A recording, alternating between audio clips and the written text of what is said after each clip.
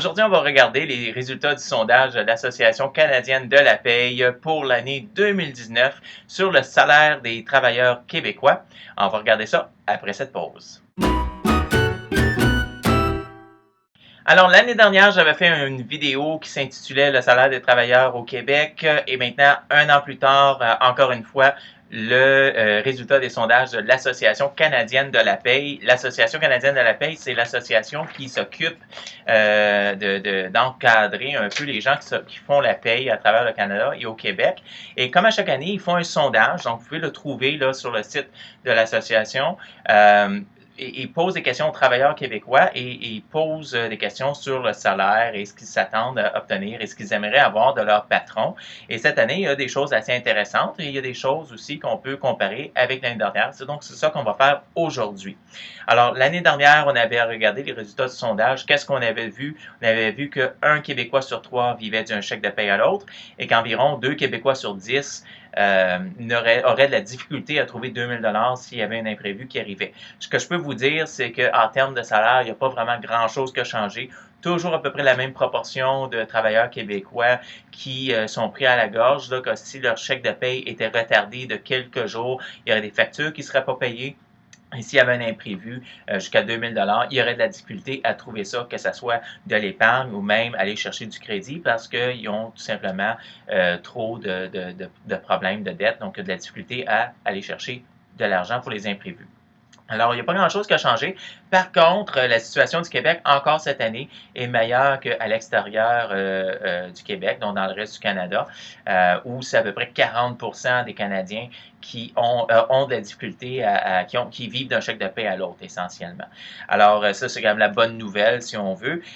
Les résultats propres au Québec, il y a une infographie sur le site que vous pouvez aller consulter. Vous pouvez la télécharger. Toutes les statistiques que je vais vous dire, c'est là-dedans et dans ce document-là. Et une chose qui avait été intéressante l'année dernière, c'est qu'on avait demandé aux travailleurs québécois, on leur avait dit, est-ce que vous êtes stressé financièrement, puis est-ce que vous pensez que ça vous affecte dans vos tâches quotidiennes? Est-ce que ça affecte votre productivité? Puis ils avaient répondu oui. Alors ça, c'était quelque chose qui était intéressant parce que c'est une des premières fois où on posait vraiment la question aux travailleurs. Les employeurs pensent souvent, bon, le stress financier, ça n'a pas vraiment un impact sur la productivité. Mais là, on dit aux travailleurs, on dit, est-ce que toi, là, ton stress financier, ça fait en sorte que ça affecte ta productivité? Puis, en toute confidence, ils répondent oui. T'sais. Je ne le dirai pas au patron, mais moi, je vais le dire à toi, le sondeur de l'Association canadienne de la paye. Puis, quand on leur demande qu'est-ce qui les préoccupe le plus, bien, le coût de la vie, c'est la chose numéro un qui va venir. 67% des travailleurs québécois sont inquiets de l'augmentation des coûts de la vie. Donc, on parle de l'habitation, donc habitation, loyer, là, hypothèque ou loyer. On parle de l'épicerie, la facture d'épicerie qui n'arrête pas d'augmenter. Donc, on sait qu'il y a une inflation générale, mais il y a des choses de base qui augmentent rapidement. Même encore, là, on parle beaucoup d'Hydro-Québec, puis les trop perçus, etc. Donc, l'augmentation du coût de la vie, 67%. Donc, ça, c'est sûr que c'est plus juste un travailleur sur 3, là. C'est ceux qui vivent d'un chèque de paye à l'autre. Eux, c'est ceux qui sont stressés puis ça les préoccupe, mais ceux qui ne vivent pas encore d'un chèque de paie à l'autre, bien, se disent, mais moi, mon salaire n'augmente pas très rapidement, puis j'ai peur que le coût de la vie va rattraper mon salaire, puis que finalement, moi aussi, je vais être à vivre d'un chèque de paie à l'autre. Donc ça, c'est une préoccupation qui est là. 21% des Québécois se sont endettés l'année dernière, donc ils étaient en mauvaise situation financière ou en bonne situation financière, et ils se sont endettés davantage, donc leur situation financière s'est dégradée, et 34% vivent d'un chèque de paie à l'autre. Donc, c'est ça, les statistiques pour le Québec. Chose intéressante cette année, c'est qu'on a posé une question qu'on n'avait jamais posée avant.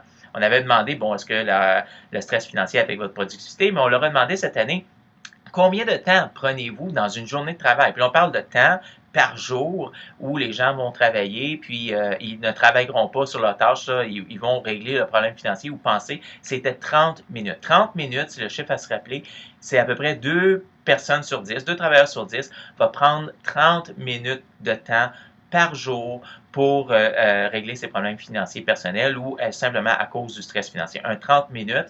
Et ça peut aller plus haut que ça, parce que dans le sondage lui-même, on a de l'information plus détaillée, puis ça peut aller jusqu'à 1 heure de temps. Et les gens qui vivent d'un chèque de paie à l'autre peuvent facilement prendre 1 heure de travail par jour en raison de leur situation financière. Donc ça, c'est des gens qui font du présentéisme, ne travaillent pas.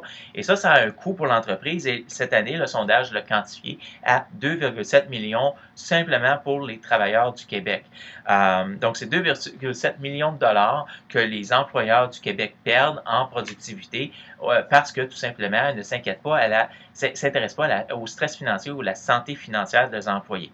Alors, est-ce que les employés aimeraient avoir des régimes de santé financière en entreprise? Bien, 71% des travailleurs ont répondu oui. 71% de vos employés, si vous êtes un employeur, aimeraient avoir un régime de santé financière en entreprise. Donc, ça veut dire des formations, de l'information sur comment faire un budget, les investissements, décortiquer les REER, etc. Ils aimeraient avoir ce type d'informations-là, ce type d'avantage-là en milieu de travail. Si vous êtes un travailleur, si vous êtes un représentant de travailleurs, 7 travailleurs sur 10 aimeraient avoir ce type d'informations-là. Et autre chose importante que j'ai trouvé intéressante, c'est que 56% ont dit qu'ils avaient accès à un régime de retraite par la déduction sur la paye sur leur régime. C'est un peu surprenant ce chiffre-là pour le Québec parce que techniquement, tous les employeurs devraient offrir le RVER, le régime volontaire d'épargne retraite ou l'équivalent.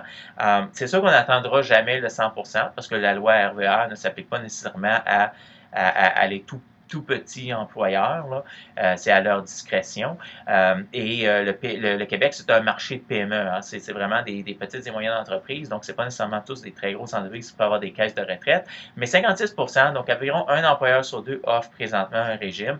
Et peut-être que le fait que les employeurs ici offrent ce régime-là à leurs employés, peut-être que c'est ça qui a un impact aussi sur le fait qu'il y a peut-être moins de gens qui vivent d'un chèque de paie à l'autre ici. Ils économisent un peu plus, sont plus enclins à faire l'économie, je ne le sais pas. C'est difficile de faire des causes à effet avec ça. Mais ça, c'est les résultats du sondage. Là. Tout ce que je vous ai dit, ça vous allez le trouver dans cette infographie-là, super parfaite. Et c'est des choses à regarder. Au niveau des régimes là, de formation en entreprise là, pour la santé financière, je vais faire une vidéo pour en parler un peu plus loin. C'est sûr que les gens ne s'attendent pas à voir juste des vérités de la palisse, là, dépense pas plus que ce que tu gagnes ou mets de l'argent à l'abri pour ta retraite, etc. Je pense que les gens ont compris ça. C'est pas la raison pour laquelle ils ont des problèmes financiers. Il faut aller plus en détail là-dedans. Là, donc, prenez pas ce que je dis là comme étant que c'est de la faute de vos travailleurs là, s'ils ont de la difficulté à joindre les deux bouts. C'est sûr aussi que la pression des travailleurs avec le coût de la vie va varier en fonction du salaire. Bon, on sait que les salaires ne manquent pas de beaucoup, hein, environ 2 à 2,7 comme on peut le voir. C'est les gens qui sont au bas de l'échelle salariale, au salaire minimum, bien, il y a une forte augmentation cette année encore, mais certainement pas ces gens-là c'est certainement pas avec ces salaires-là là, qu'on va atteindre une bonne santé financière aussi. Là. Donc, il y a quand même des bémols là-dedans. Hein. Vous pouvez, faut faire attention quand on interprète les résultats des sondages. Alors ça, c'est les résultats de cette année du sondage canadien le sondage de l'Association canadienne de la paye. Qu'est-ce que vous en pensez? Vous êtes un employeur, vous êtes un travailleur. Qu'est-ce que vous pensez de ces sondages-là? Est-ce que vous croyez que c'est vrai? Est-ce que vous prenez 30 minutes de travail pour régler vos problèmes financiers? Est-ce que vous avez vu des collègues régler leurs problèmes de travail financier? Laissez vos commentaires dans les commentaires de la vidéo. N'oubliez pas de vous abonner à ma chaîne, faites un like, clochez la petite cloche. Plus il y a des gens qui interagissent avec les vidéos, plus on peut mettre du contenu francophone sur YouTube. C'est toujours intéressant aussi. Alors, laissez vos commentaires, ça va me faire plaisir d'y répondre. Puis, si vous avez d'autres questions ou d'autres suggestions, ben ça va me faire plaisir de les entendre aussi. Alors, passez une excellente fin de journée, bonne semaine nationale de la paix, puis en attendant, à la prochaine.